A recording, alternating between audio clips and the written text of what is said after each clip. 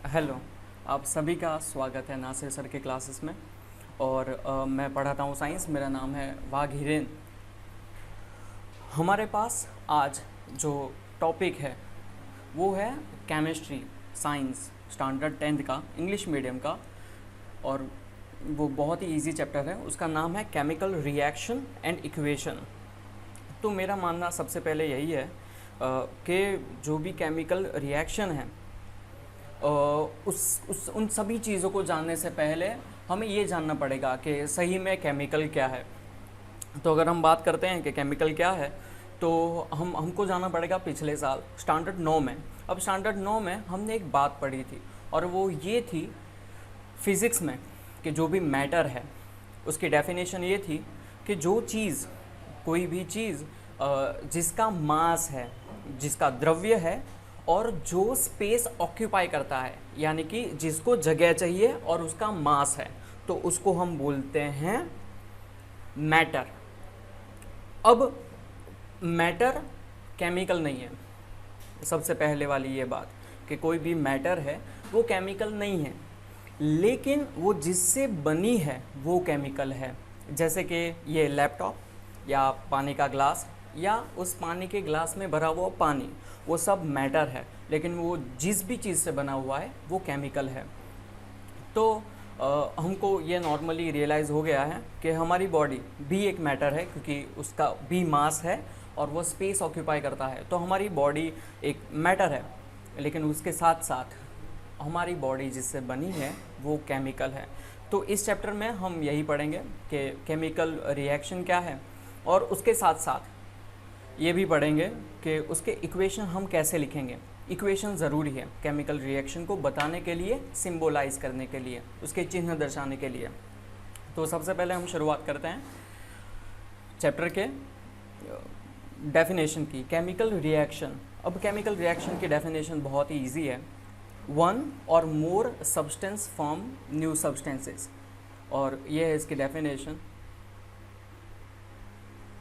One और मोर substances form new substances. इसका मतलब ये होता है दो या एक या उससे भी ज़्यादा चीज़ें एक दूसरे के साथ रिएक्ट करती हैं, प्रक्रिया करती है और नई चीज़ें बनाती हैं। ये बहुत ही सिंपल डेफिनेशन है इसकी, ये याद करना। वन और मोर सब्सटेंसेस फॉर्म न्यू सब्सटेंस। एक या उससे ज़्यादा चीज़ें नई चीज़ें बनाती हैं, उसे हम केमिकल रिएक्शन बोलेंगे। अभी इसमें हम देखने जाएं तो केमिकल रिएक्शन और फिज़िकल रिएक्शन, इनमें डिफरेंस है। फिज़िकल जो रिएक्शंस हैं उनको हम फिज़िकल प्रोसेस से चेंज कर सकते हैं। जैसे कि बर्फ़ है, वो सॉलिड फॉर्म में है तो वो पानी ही, लेकिन वो सॉलिड फॉर्म में है। अगर हम थोड़ा टेम्परेचर बढ़ा देते हैं, 0 डिग्री सेल्सियस जो तापमान होता है उससे ज़्यादा टेम्परेचर ला देते हैं, तो वो बन जाएगा पानी। लेकिन फिर से हम फिज़िकल प्रोसेस यानी कंडेंसेशन, उसको ठंडा करेंगे तो फिर से वो बर्फ़ बन जाएगा। केमिकल रिएक्शन वो चेंज नहीं हो सकते। केमिकल रिएक्शन जैसे हैं वैसे फिज़िकल प्रोसेस से हम उनको अलग नहीं कर सकते। जैसे कि अगर दूध से दही बनता है तो हम फिर से दही से दूध नहीं बना सकते। केमिकल रिएक्शन जो भी हैं उनको वापस से वैसा नहीं कर सकते। अब हमारे पास दूसरा क्वेश्चन ये है कि केमिकल रिएक्शन में क्या क्या चीज़ें होती हैं, केमिकल रिएक्शन में कौन सी चीज़ें होती है। तो सबसे पहले है चेंज इन स्टेट। जो स्टेट है वो चेंज हो सकती है। जैसे कि एक एग्जांपल लेते हैं। एग्जांपल है हमारे पास H2। ये गैस है, हाइड्रोजन गैस है, और ये बहुत तेज़ी से जलती है। इससे बॉम्ब भी बनाते हैं जो विस्फोटक है, और वो गैस है। अब इसके साथ अगर हम ऑक्सीजन को मिला देते हैं तो H2+O, हमको ये भी मालूम है कि ऑक्सीजन चीज़ों को जलाने के लिए ज़रूरी है।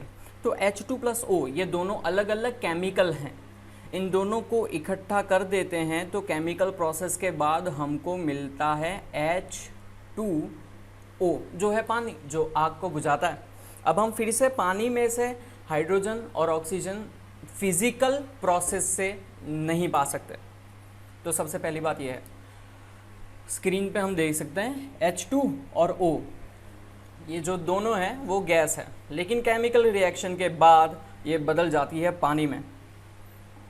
तो ये जो स्टेट है ये चेंज हो रहा है। इस चीज़ से हमको ये मालूम होता है कि जो केमिकल रिएक्शन है उनमें सबसे पहली चीज़ ये होती है कि स्टेट, जो उनका स्वरूप है, जो रूप है, वो बदलता है। अब दूसरा है हमारे पास चेंज इन कलर। तो चेंज इन कलर में हम देख सकते हैं कि कुछ लोग होते हैं जिनके बाल वो थोड़े वाइट हो जाते हैं उम्र होने के बाद, तो वो लोग यूज़ करते हैं हेयर कलर। अब हेयर कलर और उनके बाल जो वाइट हैं वो दोनों एक दूसरे के साथ केमिकल रिएक्शन करते हैं और बालों में वो रंग आ जाता है। तो यह है चेंज इन कलर। अब दूसरा भी हमारे पास एग्जांपल है, जैसे फल, जो फ्रूट होते हैं वो पकते हैं।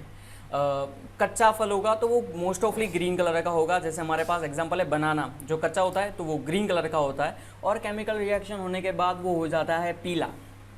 तीसरा है चेंज इन टेम्परेचर। ऑब्वियसली जब भी केमिकल रिएक्शन होता है तो टेम्परेचर में चेंज आता है। और 4 है इवोल्यूशन ऑफ गैस। अब ये चारों के चारों हम चारों के चारों एग्जांपल, ये ड्राइंग है हमारे पास, उसमें देख सकते हैं। सबसे पहला है changing in colour, bleaching of hair colour. हम देख सकते हैं यहाँ पे change in colour, bleaching hair changes its colour. हम जब ब्लीच करते हैं तो जो कलर होता है वो चेंज होता है। हमने उसके भी एग्जांपल देखे, वो फ्रूट का पकना, वो सब। अब चेंज इन टेम्परेचर है हमारे पास, तो हम यहाँ पे देख सकते हैं कि जो लकड़े होते हैं, लकड़ियाँ होती हैं, उनको अगर हम जलाते हैं या फिर कागज़ है उसको हम जलाते हैं या फिर कोई भी प्लास्टिक का सामान उसको हम जलाते हैं तो वो केमिकल रिएक्शन करता है। एक चीज़ हमेशा याद रखना, और वो है कि कोई भी चीज़ है अगर हम उसको जलाते हैं तो सीधे सीधे उसका केमिकल रिएक्शन होता है ऑक्सीजन के साथ। ये बहुत ही इजी वाली चीज़ है। कोई भी चीज़ है अगर वो जलती है तो उसका सीधा ही रिएक्शन हो जाता है ऑक्सीजन के साथ। उसके बाद ये तीसरा एग्जांपल है हमारे पास इवोल्यूशन ऑफ गैस वाला। जो थर्ड टॉपिक था वो था इवोल्यूशन ऑफ गैस। तो आपने भी और मैंने भी बहुत सारी वो एंटासिड्स, एंटी एसिड, वो बोलता है सीने में जलन, उसको एसिडिटी हो जाती है और फिर वो गोली लेता है, वो ग्लास होता है, फिर उसमें वो गोली डालता है और गोली में से यूँ गैस निकलते हैं। और ये ऑब्वियसली तो ये भी production of gas, dissolving an antacid tablet in water produce gas bubble.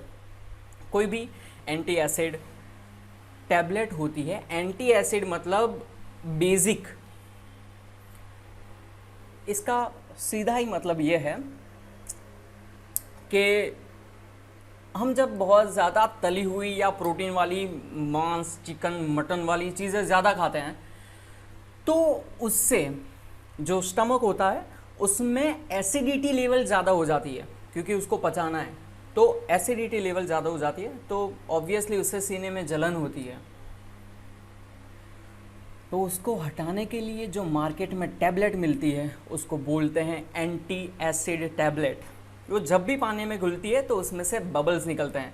ये एक्सपेरिमेंट बहुत ही कॉमन है और बहुत सारे वो लड़के भी करते हैं। थम्स अप, कोका कोला की बोतल, उसमें मेंटोस की या पोलो की गोली डाल देते हैं तो उसमें से भी गैस रिलीज़ होती है। तो ये बहुत ही ईजी है समझने में। और फाइनली है प्रोडक्शन ऑफ सॉलिड। इसका मतलब बहुत ईजी है, ये केमिकल रिएक्शन हुआ है। हमने जो सबसे पहली एग्जांपल लिया था कि दूध होता है, तो अगर उसका केमिकल रिएक्शन होता है तो थोड़े समय बाद अगर गर्मी ज़्यादा होती है तो वो दही बन जाता है। तो production of solid, adding acid to milk produce solid curds. दूध होता है, लैक्टोबैसिलस बैक्टीरिया जो होता है वो दूध में रहे लैक्टोज का लैक्टिक एसिड में ट्रांसफॉर्मेशन करता है, उसको बदलता है, तो दूध बन जाता है दही। सो हम देख सकते हैं प्रोडक्शन ऑफ सॉलिड। अब बहुत ही इजी वाली चीज़ है। ये क्वेश्चन है 2 या 3 मार्क्स के लिए हो सकता है। ये क्वेश्चन है कि chemical reaction in our daily life, यानी कि हमारे जो रोज़मर्रा की ज़िंदगानी है उसमें केमिकल रिएक्शन कैसे होते हैं। बहुत इजी टॉपिक है, इसके एग्जांपल हमारे पास बहुत है। सबसे पहले है डाइजेशन ऑफ फूड, यानी कि हम जो भी चीज़ खाते हैं वो चीज़ पचती है। ये एक केमिकल रिएक्शन है। ये बहुत सिंपल है और आप पढ़ने भी वाले हो आगे। बायोलॉजी में एक अलग से ही टॉपिक आता है, explain digestion system in human. तो हमारे पास ऑब्वियसली हमने स्क्रीन पे देखा हुआ है, जो हमारे बॉडी में हम जो भी चीज़ खाते हैं उनमें मोस्ट ऑफली तीन चीज़ें होती हैं। एक प्रोटीन, दूसरा स्टार्च और तीसरी चीज़ होती है लिपिड। जो प्रोटीन है वो हमारी बॉडी के एंजाइम्स द्वारा डाइजेस्ट होके उनका ट्रांसफॉर्मेशन हो जाता है एमिनो एसिड में। एमिनो एसिड से ही हमारे मसल्स बनते हैं और कुछ प्रोटीन्स बनते हैं जो एसेंशियल है हमारी बॉडी के लिए। दूसरी चीज़ है स्टार्च। स्टार्च यानी कि अब शायद आप बचपन में होंगे, ऑब्वियसली आप बचपन में होंगे ही, तो एक क्वेश्चन आता था कि जो रोटी होती है अगर हम उसको ज़्यादा चबाते हैं तो वो मीठी लगती है, जस्ट बिकॉज ऑफ जो स्टार्च होता है उसमें एमाइलेज नाम का एंजाइम हमारे सलाइवा से जो लाल होती है उससे दाखिल होता है और फिर उसका ग्लूकोज में ट्रांसफॉर्म करता है। तो हमको ये मालूम हो गया कि हाँ, ये जो डाइजेशन ऑफ फूड है ये एक केमिकल रिएक्शन है। ओके, चलो ये हो गया। ये बहुत सिंपल है, ये बहुत इजी भी है, तो कोई दिक्कत नहीं है हमें। अब थोड़ा आगे बढ़ते हैं और दूसरा एग्जांपल लेते हैं, the chemical reaction in our daily life number 2, और वो है रेस्पिरेशन। हमारे पास इक्वेशन भी है, ये इमेजेस हैं, ये कार्टून जैसी इमेज है थोड़ी सी, लेकिन हाँ ये चलेगी, कोई दिक्कत नहीं है। सो रेस्पिरेशन में क्या होता है, मोस्ट ऑफली जो भी बच्चे होते हैं वो ये समझते हैं कि रेस्पिरेशन का मतलब बस यही है कि नाक से ऑक्सीजन बस फेफड़ों में पहुंचाया, जो लंग्स हैं हमारे वहाँ तक पहुंचाया, और वहाँ जो कार्बन डाइऑक्साइड जमा हुई है उनको बस नाक से बाहर निकालते हैं। ओके, ये रेस्पिरेशन का बस थोड़ा सा पार्ट है। रेस्पिरेशन एक अलग ही लेवल पे होती है जिसे हम कहते हैं सेलुलर रेस्पिरेशन। उसमें होता क्या है कि जो भी ग्लूकोज, ऑब्वियसली हमारी बॉडी के लिए जो भी एनर्जी सोर्स है वो ग्लूकोज है। जब हम खाते हैं चीज़ें, जैसे कि हम कार्बोहाइड्रेट्स खाते हैं, हम अनाज खाते हैं, ग्रेन्स खाते हैं, तो नॉर्मली हमारी बॉडी उसमें रहे स्टार्च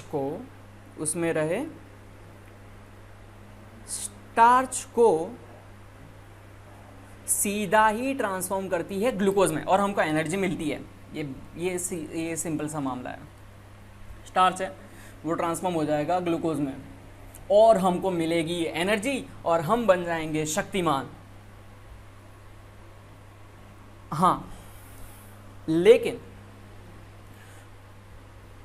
ये एनर्जी हमको कौन देता है? तो ये ग्लूकोज है। अब ग्लूकोज से हमको डायरेक्ट एनर्जी नहीं मिलेगी,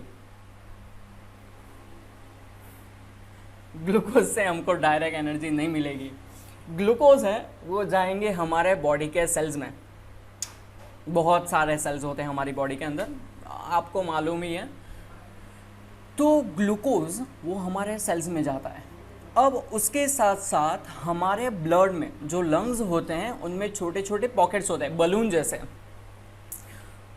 और उसके साथ साथ हमारे ब्लड के रेड सेल्स भी होते हैं। तो रेड सेल्स क्या करते हैं, वो ऑक्सीजन को खींच लेते हैं और फिर हमारे हार्ट से वो ऑक्सीजन वाला खून, ब्लड पास होता है और उन सेल्स तक ऑक्सीजन को ले जाता है। अब वो ऑक्सीजन और ग्लूकोज एक दूसरे के साथ रिएक्ट करेंगे।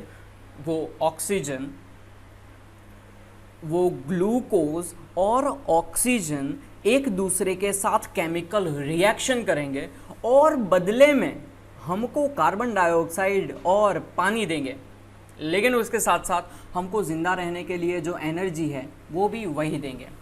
तो ये बहुत ही सिंपल है। हाँ, ये सिंपल है। इसको फिर से एक बार एकदम सिंपली फिनिश करते हैं। हमारी बॉडी में ग्लूकोज आया। अब ग्लूकोज का जो केमिकल इक्वेशन है वो ऐसा है, वो है C6, यानी कि कार्बन जो हैं उनके 6 एटम हैं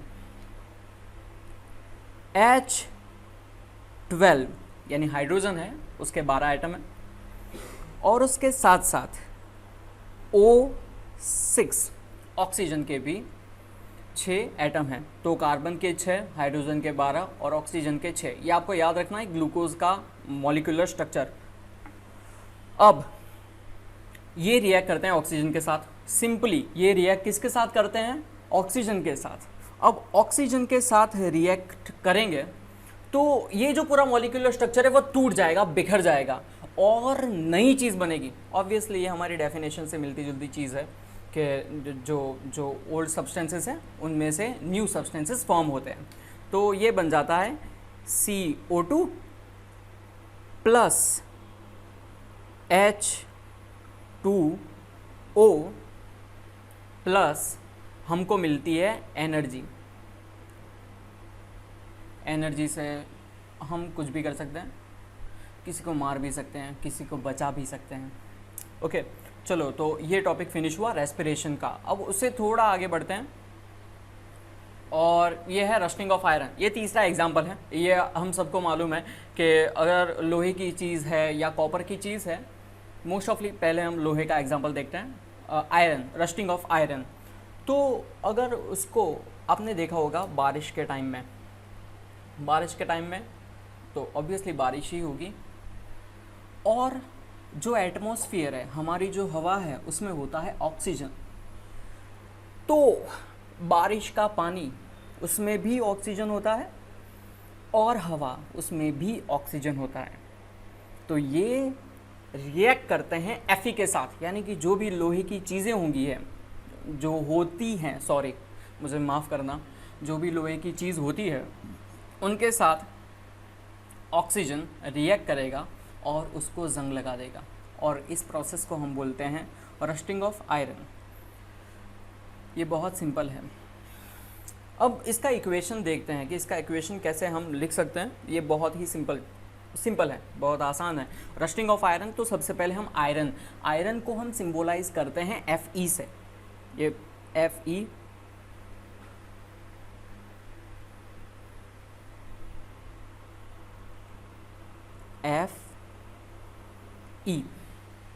ओके, तो ये हो गया आयरन सॉरी, प्लस O2 यानी ऑक्सीजन। पानी भी होता है, उसको ऐड करते हैं तो हो गया H2O। अब इन चीज़ों को कंबाइन करते हैं और फाइनली हमारे पास आता है Fe2O3 प्लस H2O। एक चीज़ याद रखना,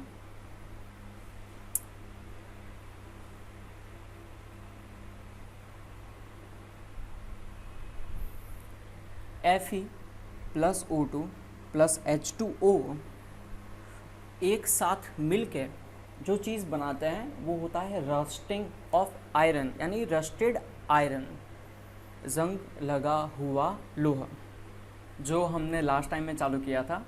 तो हमने अभी आई थिंक ये 19वीं मिनट के बाद के जो सेकंड है उसमें जो इक्वेशन लिखा था वो थोड़ा सा गलत था, मैं उसको सुधार रहा हूँ, आप देखो उसको। ओके, तो ये तो है ही, ये वैसा ही है Fe। ये है O2, ये भी हमको चाहिए। ये है H2O, अब ये भी इक्वेशन में होगा Fe2O3 इंटू XH2O। ये है इक्वेशन आयरन रस्टिंग का। मैं लिख देता हूँ बहुत ही अच्छे तरीके से। Fe plus O2 plus H2O gives Fe2 O3 into XH2O।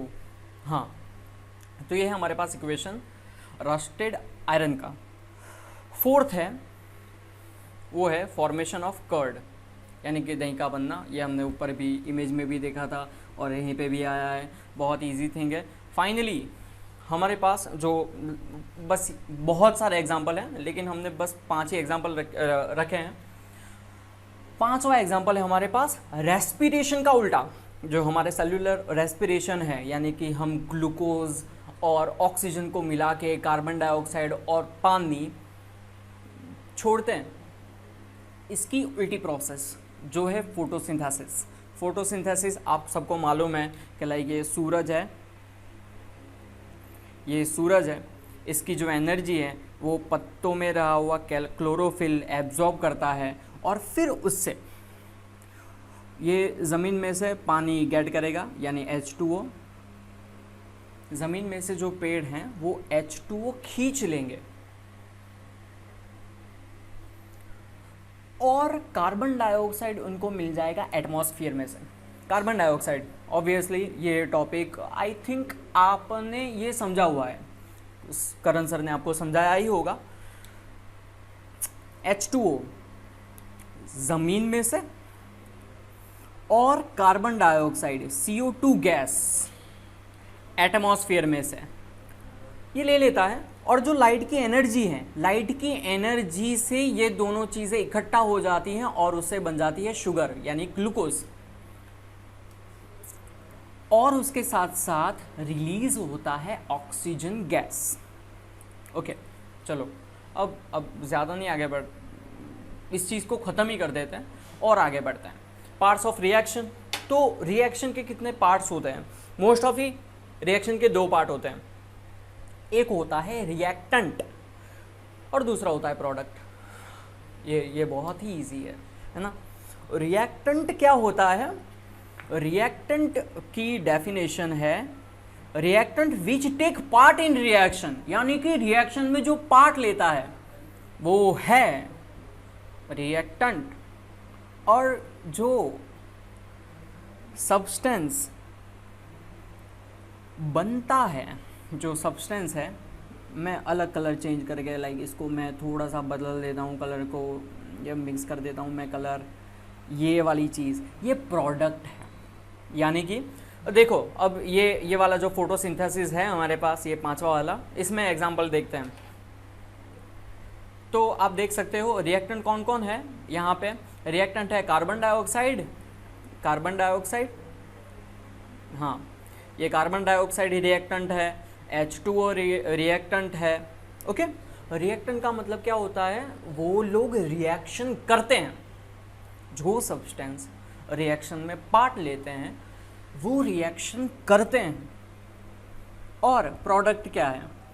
तो जो प्रोडक्ट होते हैं, जो प्रोडक्ट होते हैं वो बनते हैं, यानी कि यहाँ पे क्या बना? शुगर बना और ऑक्सीजन गैस रिलीज हुआ, ये प्रोडक्ट होते हैं। एक चीज़ हमेशा याद रखना, जो रिएक्टेंट होते हैं वो हमेशा लेफ्ट साइड होते हैं।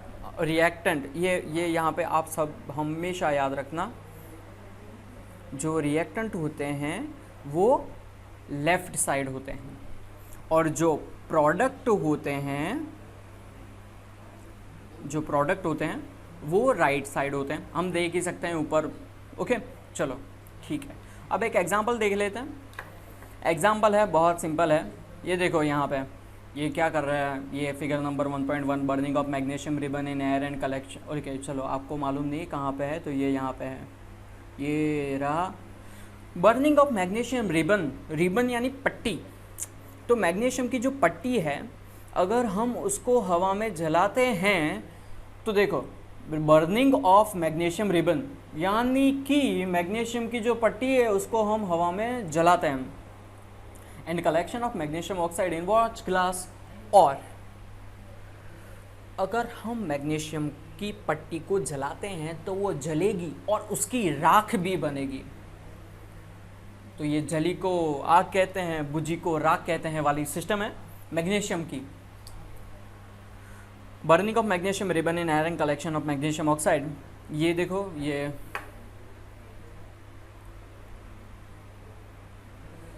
ये हमारे पास ये टोंग है, ये छिपिया है, उससे हमने मैग्नीशियम की पट्टी को पकड़ा है। ये बर्नर है, इसकी फ्लेम से हमने उस मैग्नीशियम को जलाया है। ये मैग्नीशियम की रिबन है, अब ये जल के उसकी राख बन रही है और वो ये सॉसर में, ये जो वॉच ग्लास है हमारे पास, उसमें इकट्ठा हो रही है। ओके, तो ये इक्वेशन हमारे पास क्या आता है, इसका इक्वेशन हमारे पास आता है Mg + O2 gives MgO, यानी कि मैग्नीशियम का एक एटम, ऑक्सीजन का एक एटम, दोनों इकट्ठा होके बनाते हैं मैग्नीशियम ऑक्साइड। सिंपल, ये बहुत इजी है, आई थिंक बहुत इजी है, बहुत इजी है। अब एक चीज़ आपने गौर की, वो ये है कि यहाँ पे मैग्नीशियम है एक, ओके, ये मैग्नीशियम एक है और ऑक्सीजन दो है, लेकिन हमने जब प्रोसेस फिनिश की और फॉर्मूला फिनिश किया तो यहाँ पे तो मैग्नीशियम भी एक है और ऑक्सीजन भी एक है। तो ये क्या चक्कर है, यानी कि मैग्नीशियम एक है तो बरोबर है, लेकिन यहाँ पे जो ऑक्सीजन दो है वो ये साइड पे तो एक ही है। अब इसको हम जानते हैं कि ये क्या है, तो ये है here given equation is unbalanced chemical equation is known as a skeletal equation, यानी कि जो भी अनबैलेंस है, यानी ऑब्वियसली वो अनबैलेंस ही है ना। देखो फिर से, मैग्नीशियम एक, ऑक्सीजन दो, सामने के साइड में मैग्नीशियम एक और ऑक्सीजन एक, यानी कि यहाँ पे एक ऑक्सीजन कम है, यहाँ पे एक ऑक्सीजन की कमी है, ये प्रोडक्ट की साइड पे। तो जो भी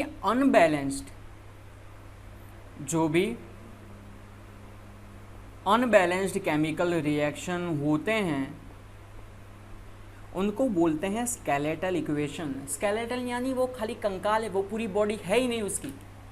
ओके, स्केलेटल का मतलब होता है आधा अधूरा, तो इसलिए उसको आधा अधूरा इक्वेशन बोलते हैं।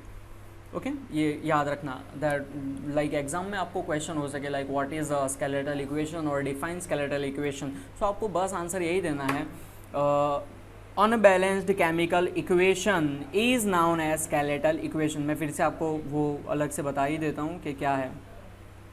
Unbalanced chemical equation is known as a skeletal equation. बहुत ईजी, चलो आगे बढ़ते हैं। अब हमारे पास है chemical equation. Okay, chemical equation हमको लिखने ही होंगे एग्ज़ाम में और हमको कुछ तो बैलेंस भी करने होंगे, तो देखते हैं क्या है ये भी केमिकल इक्वेशन। चलो, chemical equation is representation of chemical reacting using symbol of reactant and product with their physical state. अच्छा, ऐसा है, चलो अब समझते हैं इसको।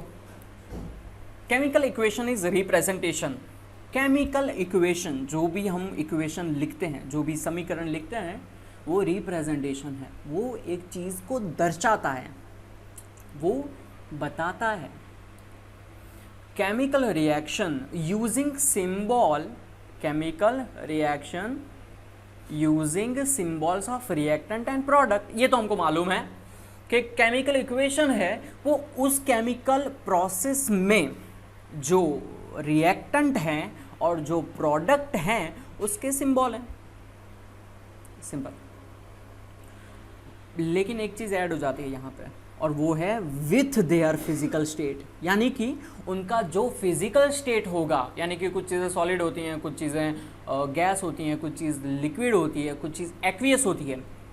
तो उन सब चीज़ों को बताने के लिए फिजिकल स्टेट के साथ बताने को ही हम बोलते हैं केमिकल इक्वेशन।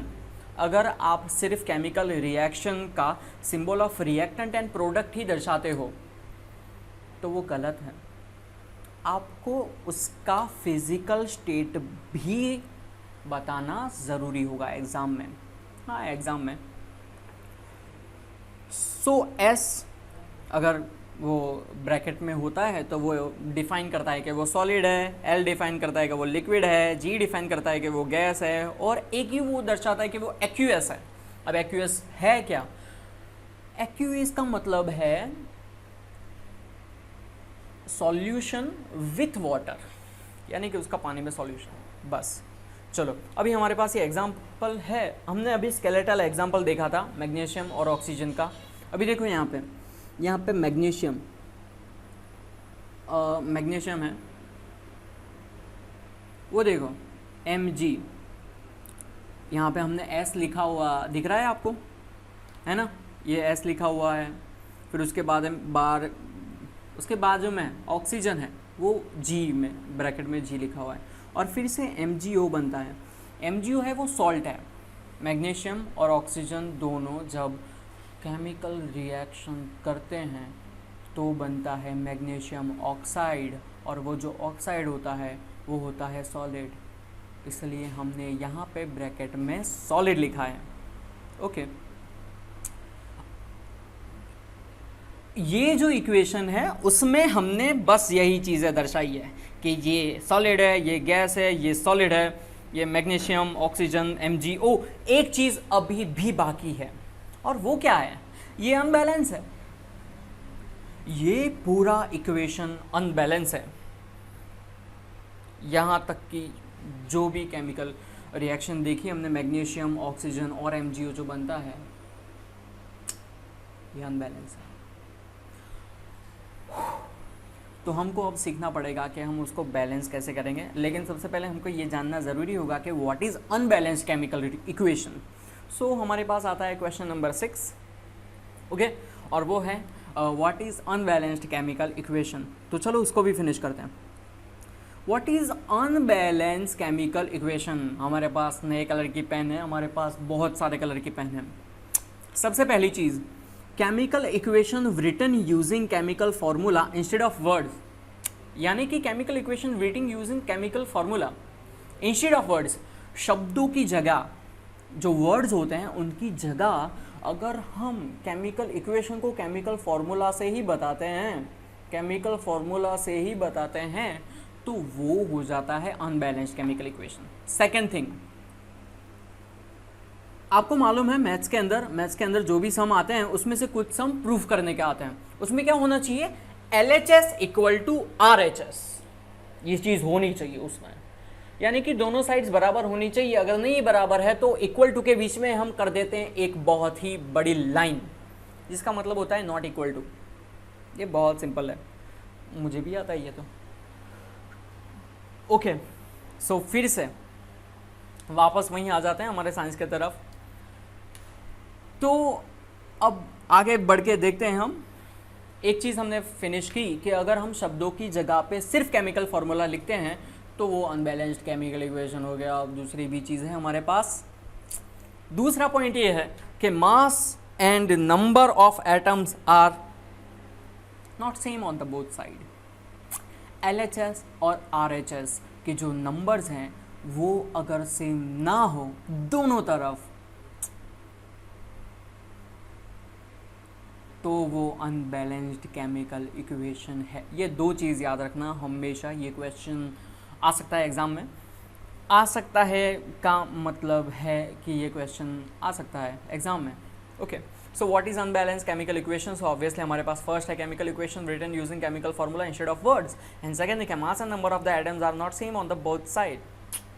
अब अनबैलेंस्ड केमिकल इक्वेशन है, उसको हमने आगे भी बोला कि इसको हम और क्या बोल सकते हैं, हम इसको और बोल सकते हैं skeletal chemical equation.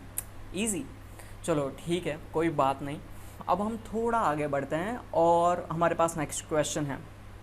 Next question ये है 7th question, balanced chemical equation. ऊपर का जो भी हमने पढ़ा यानी क्वेश्चन नंबर 6 वो डिपेंडेबल है अनबैलेंस्ड केमिकल रिएक्शन के ऊपर।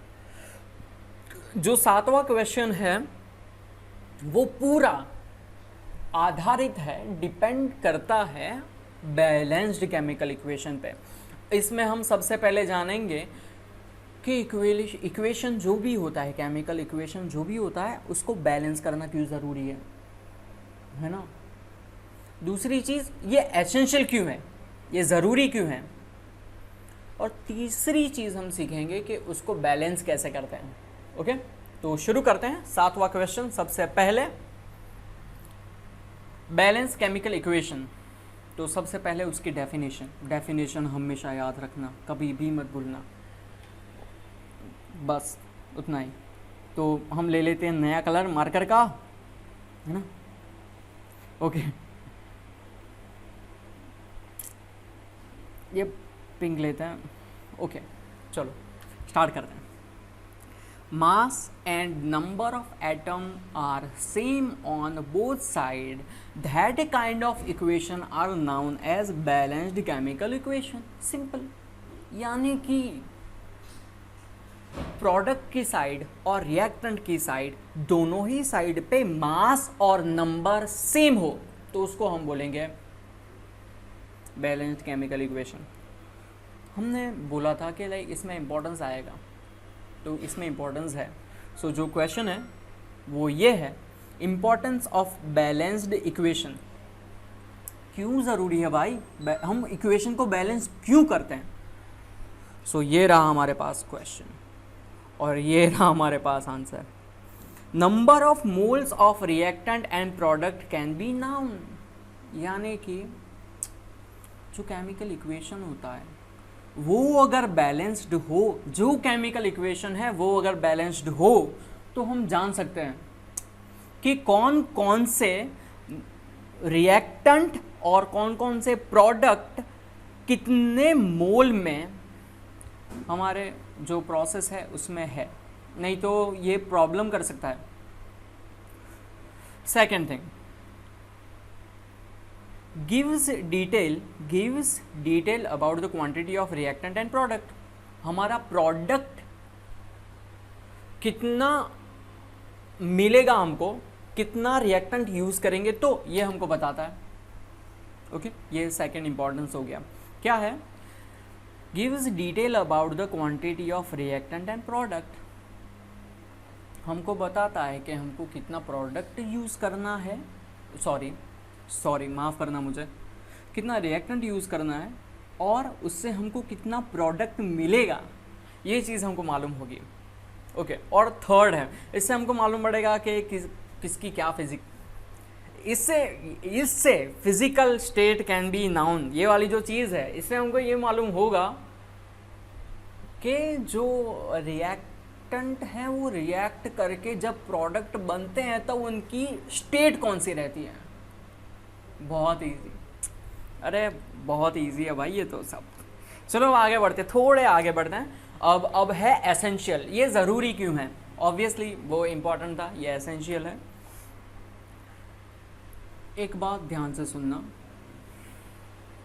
ये बैलेंस्ड केमिकल इक्वेशन वाला जो क्वेश्चन है हमारे सामने अभी भी जो हम पढ़ रहे हैं, हम जो ये क्वेश्चन, ये 7वां क्वेश्चन, कहाँ गई मार्कर, हाँ ये वाला जो क्वेश्चन हम पढ़ रहे हैं, तो कहाँ गई ये मार्कर, नहीं मिल रही, सॉरी मुझे माफ़ करना। ये हाँ ये आ गया। ये जो 7वां क्वेश्चन है ना, ये पूरा या तो 3 मार्क्स में आ सकता है या तो 5 मार्क्स में आ सकता है, तो ये बहुत ही इम्पोर्टेंट चीज़ है।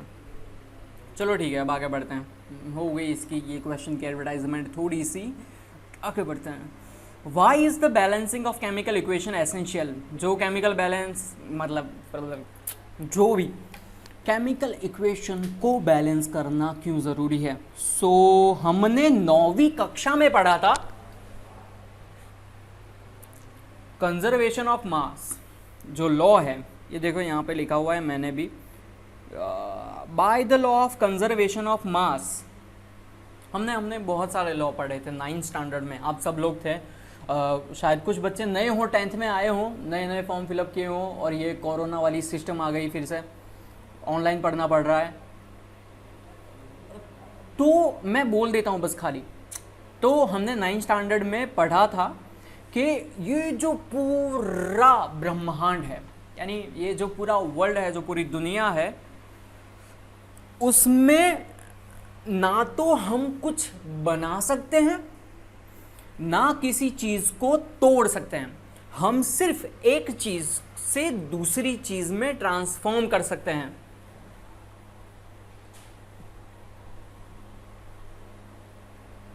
बहुत इजी।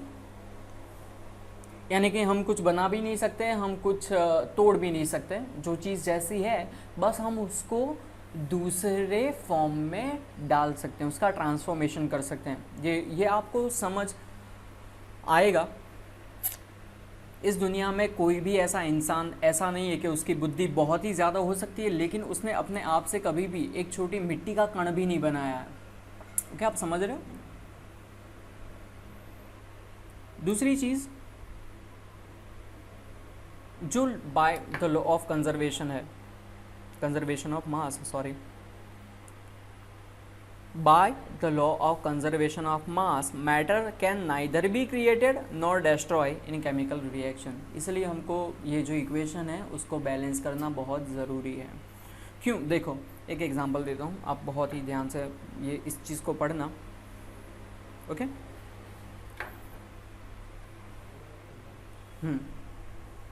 देखो एक ये है H प्लस ये है O। ओके, एक H है एक O है, ये केमिकल रिएक्शन कभी हो ही नहीं सकता, लेकिन मैं बस खाली आपको एग्जांपल दे रहा हूँ। H plus O gives H2O। क्या ये कभी हो सकता है? नहीं, ये कभी नहीं हो सकता। क्यों? क्योंकि यहाँ पे सिर्फ H है और आई थिंक कोई मर गया है, सॉरी मैं साइलेंट पे ही रख देता हूँ।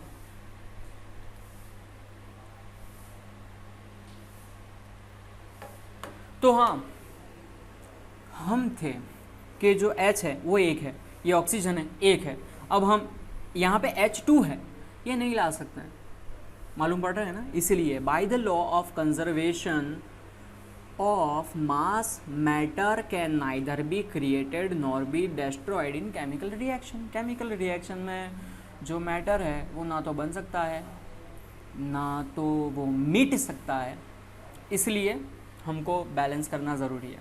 दूसरा, इसलिए मैं इसको बैलेंस कर देता हूँ। अब देखो मैं बैलेंस कैसे करूँगा, यहाँ पे H2 है, यहाँ पे H कितने हैं? 2 है, ऑक्सीजन 1 है, यहाँ पे ऑक्सीजन 1 है, यहाँ पे H2 कम है तो मैं यहाँ पे 2 कर देता हूँ। ओके, तो ये फिनिश हो गया ये फिनिश हो गया। चलो आगे बढ़ते हैं। अब दूसरी चीज़, by balancing of equation,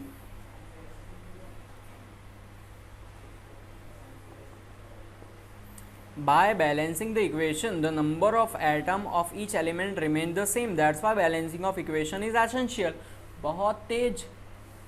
by balancing of equations the number of atom of each element remains the same। यहाँ पे अगर रिएक्टेंट है और यहाँ पे प्रोडक्ट है, यहाँ पे रिएक्टेंट है यहाँ पे प्रोडक्ट है, तो जितने रिएक्टेंट के एटम्स हैं उतने ही दूसरी साइड पे भी प्रोडक्ट के होने चाहिए, है कि नहीं? सही बात है। तो इसीलिए देखो by the balancing the equation the number of atom of each element remains the same,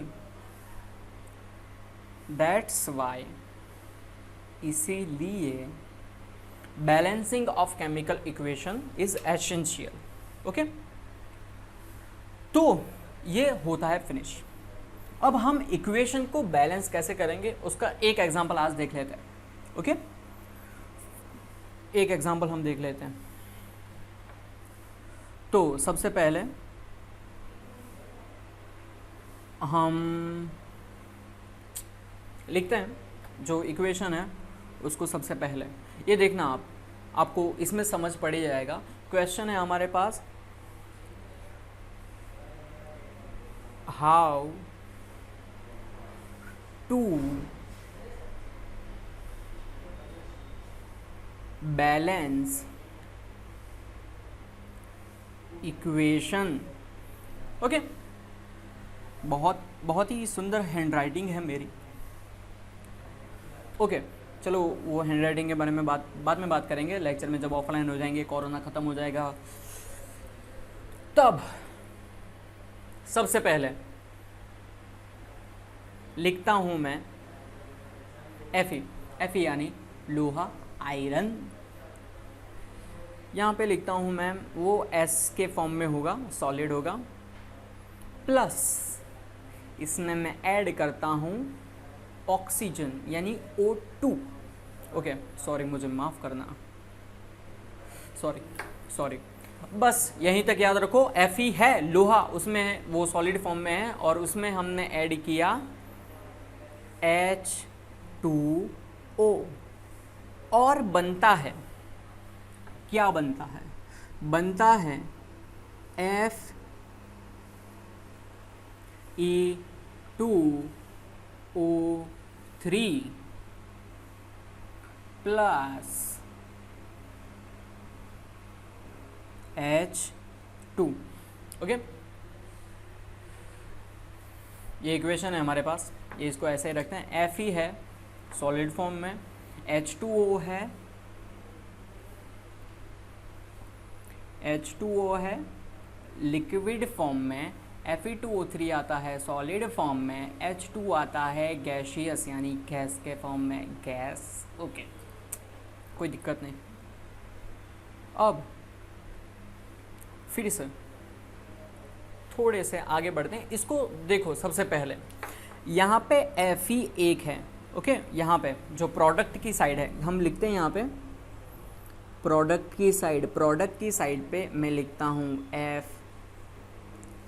Fe plus, sorry ये मुझे नहीं लिखना है प्लस, मैं हटा देता हूँ। ओके, Fe यहाँ पे लिखता हूँ मैं O और यहाँ पे लिखता हूँ मैं हाइड्रोजन H, और यहाँ पे मैं लिखता हूँ प्रोडक्ट और यहाँ पे लिखता हूँ, सॉरी मैं इसको रिएक्टेंट कर देता हूँ और ये नहीं हो रहा है। देखो ये रिएक्टेंट हो गया और ये हो गया प्रोडक्ट। अब देखो रिएक्टेंट की साइड पे Fe कितना है? 1। हाइड्रोजन कितना है? 2। ऑक्सीजन कितना है? 1। अब प्रोडक्ट की साइड पे देखो Fe कितना है? 2, है ना। ऑक्सीजन कितना है? 3। H कितना है? 2। चलो अब देखो शांति से, ये Fe में यहाँ पे एक है, यहाँ पे 2 है, यानी यहाँ एक ज़्यादा है Fe। चलो, है ना। दूसरी चीज़, यहाँ पे ऑक्सीजन कितना है? यहाँ पे ऑक्सीजन है 3 और यहाँ पे ऑक्सीजन है सिर्फ और सिर्फ 1। ये तो बहुत नाइंसाफ़ी हुई है ऑक्सीजन के साथ। और हाइड्रोजन दोनों साइड सेम है। ओके, ठीक है। अब इसको हम सॉल्व करते हैं। ओके, ये हमारे पास है, इसको याद रखना। हाँ, बहुत टफ काम है भाई, अभी तो ऑनलाइन पढ़ाना सही में, ये बोर्ड पे होता कब का पद क्या होता चैप्टर, ठीक है। लेकिन देखो Fe plus H2O gives Fe2O3 plus H2, है ना।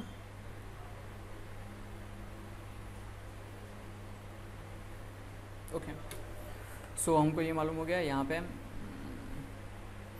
एक Fe है, यहाँ पे 2, बस। तो देखो मुझे यहाँ पे 2 करना है, तो मैं यहाँ पे कर देता हूँ 2। ओके, यहाँ पे ये 2 तो हो गए, ये देखो ये 2 हो गए और ये भी 2 हो गए, तो कोई दिक्कत नहीं है ना। दूसरी चीज़, यहाँ पे ऑक्सीजन 3 है, तो मैं भी यहाँ पे क्या कर देता हूँ, 3 ऑक्सीजन करने के लिए मैं H2O के सामने 3 लिख देता हूँ। बहुत सारे बच्चे वो गलतियाँ कर देते हैं, वो क्या करते हैं, ये ऑक्सीजन है ना, यहाँ पे 3 लिख देते हैं। ये गलत बात है, ऐसा नहीं करने का। क्यों? क्योंकि वो चीज़ है ही नहीं इस दुनिया में। अगर हम ये जो H ऐसे यहाँ देखो, ये जो H2O है, ये है हमारी दुनिया में, ये हमारे अंदर है। आई थिंक वो 65 से लेके 75 यानी 65 से 75%, 65 to 75% है हमारे अंदर ये H2O। लेकिन ये कतई नहीं है, H2O3 होता ही नहीं है कभी भी कहीं भी। तो हमको ये 3 आगे लिखना है। अब देखो यहाँ पे 3 आगे लिखा हमने, तो ये हाइड्रोजन अब कितने हो गए? हाइड्रोजन हो गए 3 2 6 और यहाँ पे देखो कितने 2। तो ये सही बात नहीं है, ये कतई सही बात नहीं है। तो हम क्या करते हैं मालूम है, हम है ना ये 2 है तो इसको फिर से हम कर देते हैं 3। ओके 3 है ना। तो अब हम ये जो भी पूरा इक्वेशन है उसको फिर से अच्छे से लिख देते हैं। तो हम लिखते हैं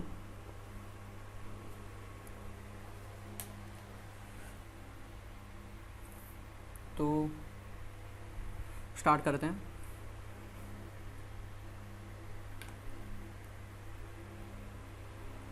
Fe जो है हमारे पास 2 + 3H2O gives Fe2O3 + 3H2 है ना। देखो अभी खाली जादू नहीं होने वाला है, बस खाली ऐसे ही। ये यहाँ पे ये 2 Fe हैं तो हाँ यहाँ पे भी 2 Fe हो गए, चलो अच्छी बात है। यहाँ पे 3 ऑक्सीजन है, यहाँ पे 3 ऑक्सीजन हो गए, बहुत बहुत अच्छे। यहाँ पे 6 हाइड्रोजन है, यहाँ पे भी 6 हाइड्रोजन हो गए। इजी है ये, है ना। तो ये हमने पढ़ा आज जो चैप्टर है हमारे पास केमिकल रिएक्शन एंड इक्वेशन, उसका हाफ पार्ट। अभी जितनी भी चीज़ें आपने अपनी स्क्रीन के ऊपर देखी, जो भी टाइप किया हुआ था पहले, वो सब डेफिनेशन आपको तैयार करनी है। उन सब की एक एक बार डेफिनेशन आपको लिखनी है। और उसके बाद ये तो हमने सीखा ही कि हम इक्वेशन को कैसे बैलेंस करते हैं। तो मेरे पास कुछ इक्वेशंस हैं, वो मैं क्वेश्चन के तौर पे आपको देता हूँ, आप उनको सॉल्व करना घर पे बैठ के। ओके, तो मेरे पास इक्वेशन है और मैं आपको इक्वेशन बता देता हूँ। इक्वेशन फर्स्ट, जो पहली इक्वेशन है आपको सॉल्व करनी है, वो है ये।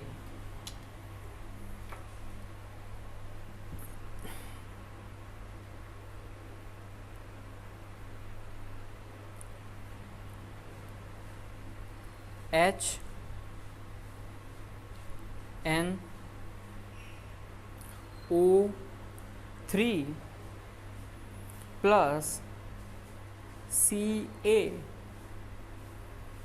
CaOH twice gives CaNO3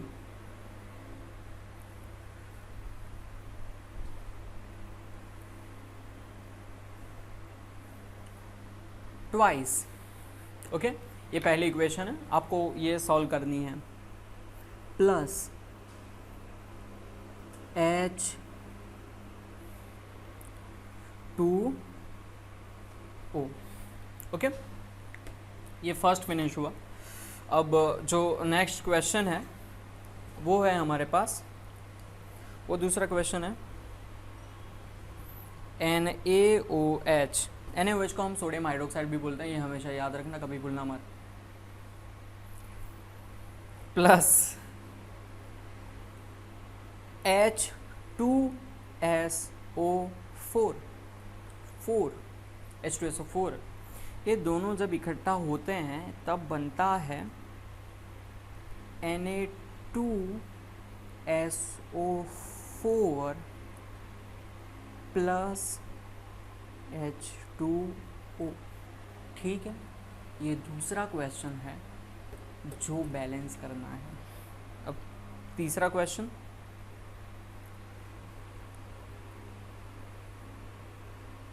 third question है हमारे पास। NaCl + AgNO3 gives AgCl + NaNO3। ये तीसरा क्वेश्चन है और ये चौथा और लास्ट क्वेश्चन है। लास्ट क्वेश्चन, इसके बाद मैं जा रहा हूँ, नेक्स्ट लेक्चर में मिलेंगे शायद, तब तो हम चैप्टर कंप्लीट भी कर दें, मेरा ऐसा मानना है, बाकी मालूम नहीं। BaCl2 इसे बेरियम क्लोराइड बोलते हैं, BaCl2 प्लस H2SO4, ये सही है ना, ये बहुत ही अच्छा है, गिव्स